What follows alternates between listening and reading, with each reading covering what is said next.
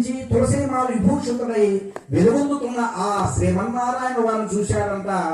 ఆ యొక్క నారదవారు చూసి నమో వాగ్మనతీతాయ అమిత శక్తయే ఆది మధ్యాంతరహితాయ గుణాత్మనే, నా యొక్క వాక్కుతో కానీ మనసులో కానీ ఊహించుటకు అతీతమైనటువంటి యొక్క రూపం గలవాడా శ్రీమన్నారాయణ, ఈ నారద మహర్షి వారు నీకు నమస్కారం చేస్తున్నారయ్యా అని నమస్కారం చేశాడు భక్తితో. అప్పుడు స్వామివారు కనులు చిన్నగా తెరుస్తూ చిన్నగా నవ్వుతున్నాడంట. మందహాసే, చిన్నగా నవ్వుతూ చిరునవ్వుతూ అప్పుడు నారద వారితో అంటున్నాడంట, నారద, నీవు వైకుంఠానికి వచ్చిన విశేషం ఏమిటి? ఎందుకు వచ్చావు? అందులోనూ నారద మహర్షుల వారు వైకుంఠానికి వచ్చారంటే ఏదో కొత్త కొత్త విశేషాలు తీసుకువస్తూ ఉంటారు. కాబట్టి నీ మనసులో ఏముందయ్యా నారద, ఎందుకు వచ్చావు వైకుంఠానికి అన్నాడు పరంధాముడు అయినట్టు నారాయణుడు. అప్పుడు ఆయన అంటున్నాడు నారద వారు, ఓ పరంధామ, వైకుంఠవాస, కేశవ, నీకు తెలియని విషయం ఏముందయ్యా?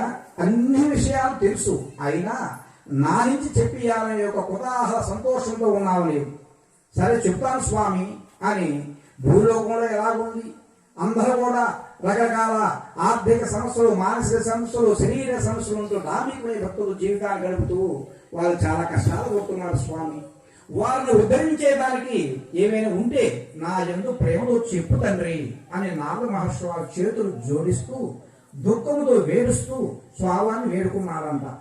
అంతలా నారద మహర్షి ఎప్పుడైతే ఆ దుఃఖంతో ప్రేమతో ఆయన్ని ఆరాధించారు, ఆ యొక్క నారాయణుడు ఈ విధంగా అంటున్నాడు, ఓ నారద మహర్షి, లోకాన గ్రహకాంక్షయాః, నారద, ఎవరైతే అందరూ ఏం కోరుకుంటుంటారు? నా కుటుంబం బాగుండాలి, నా పిల్లలు బాగుండాలని కోరుకుంటారు. నువ్వు అలా కోరుకోవాలి. ఏం కోరుకున్నాడు? లోకాన గ్రహకాంక్ష, లోక అన్ని లోకాల కన్నా కూడా మత్స్యలోకే మానవులు నివసిస్తుంది మత్స్యలోకం, భూలోకం.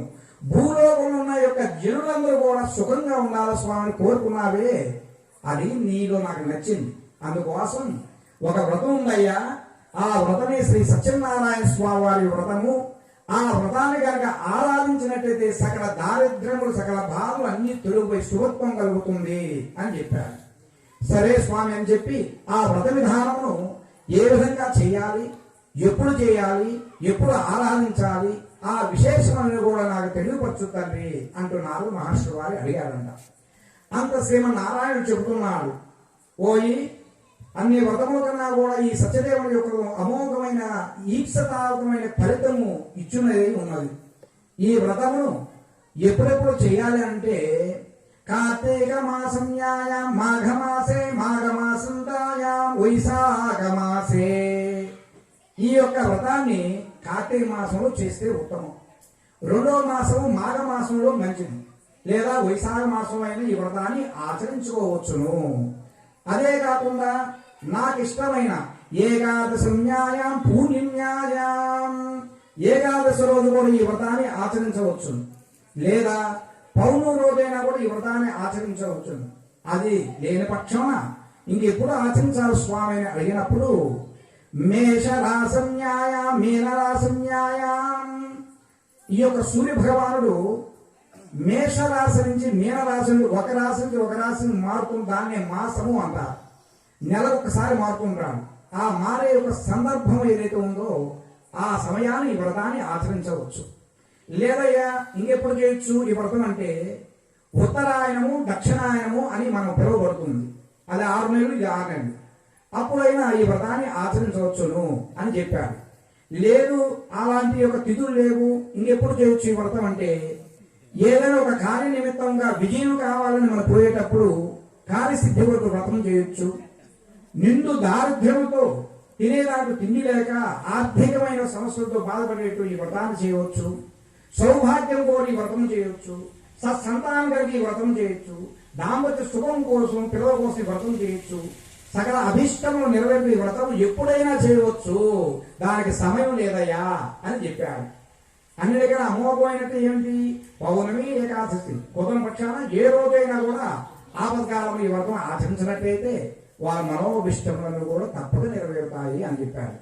సరే స్వామి, ఈ వ్రత విధానం మీరు చెప్పారు, బాగున్నారు. ఈ వ్రతాన్ని ఎవరెవరు చేయాలయ్యా అని అడిగాడు. అప్పుడు చెప్తున్నాడు, చాతుర్వర్ణేనా, 4 వర్ణాలు వారు చెప్పారు.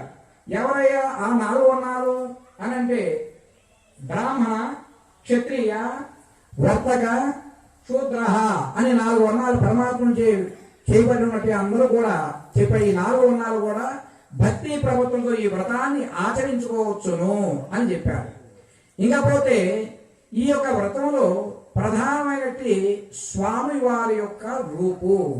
ఆ రూపు ఎలా ఉండాలి? బంగారంతో, అర్ధకర్షం బంగారంతో ఉండాలంట. అయ్యా నాకు బంగారంతో శక్తి లేదు, వెండితో రజితాహ, రజితం అంటే వెండి, వెండితో అయినా రూపును పెట్టుకోమన్నాడు. శక్తి లేదయ్యా. చివరికి ఏమన్నాడు? కనీసము రూపాయి కాసైనా సత్యదేవునిగా భావించి ఆ రూపాయి కాసైనా సత్యనారాయణ భావించి పూజ చేసుకొని అదైనా మన శక్తానుసారం పెట్టుకోవచ్చు అన్నాడు. ఇంకా రెండోది ఏం చెప్పాడు? ఈ యొక్క కలశము, సత్యనారాయణ కలశం ఏదైతే ఉందో ఆ కలశం కూడా చెప్పాడు. సువర్ణ పాత్ర, సువర్ణ కలసేన, రజత కలసేన, తామ్ర కలసేన. తామ్రం అంటే ఏంటి? రాగి, రాగి చెంబు పెట్టుకోమన్నాడు. అయ్యా నా దగ్గర అది కూడా శక్తి లేదు అనుకున్నప్పుడు కుమ్మరి వారు చేసిన యొక్క ముంతలు ఏవైతే ఉంటాయో ఆ ముంతలైన పెట్టి భక్తి దక్కకుండా ఈ వ్రతాన్ని ఆచరించమన్నాడు. అలాగా చెప్తూ ఉన్నాడు సత్యనారాయణ స్వామి వ్రతం. ఆ విధంగా అయిన తర్వాత ఆ సత్యనారాయణ వ్రతంలో ఎవరైతే వ్రతం చేయాలని తరించినట్టు దంపతులు ఉంటారో వారు ముందు రోజు సత్యనారాయణ స్వామి దగ్గర వేడుకోవాలంట.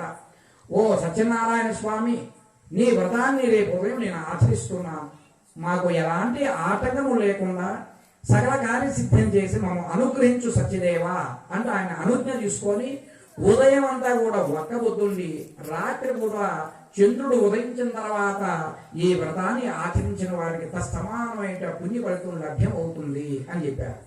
ఈ వ్రతంలో ప్రధానంగా మనపారాధన చేసి తెల్లని యొక్క వస్త్రం వేసి దాని మీద కలశం పెట్టి కలశంలో విష్ణువు యొక్క సత్యదేవుని యొక్క ఆవాహన చేసి పూజ చేసి, మనపారాధనలో గణపతి పూజ, నవగ్రహాలు, పంచలోహాలు, అష్టదిక్పాలు అన్నింటినీ ఆవాహన చేసుకొని పూజించి మనపారాధన చేయవలేదు.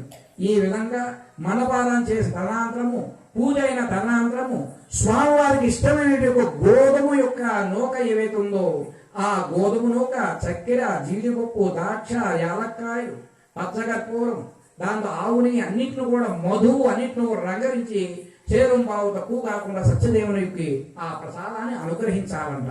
అనుగ్రహించి ఆ ప్రసాదాన్ని భక్తితో మనందరూ కూడా భుజించవలేను. కాబట్టి ఈ కలియుగంలో ఈ సత్యనారాయణ స్వామి వ్రతాన్ని ఎవరైతే చేస్తారో వారికి అన్ని కోరికలు కూడా నిర్విఘ్నుగాక అని చెప్పాడు.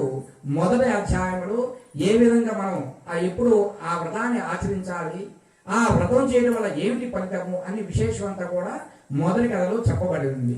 జయ రమా సైత సత్యనారాయణ స్వామి నమః. అయ్యా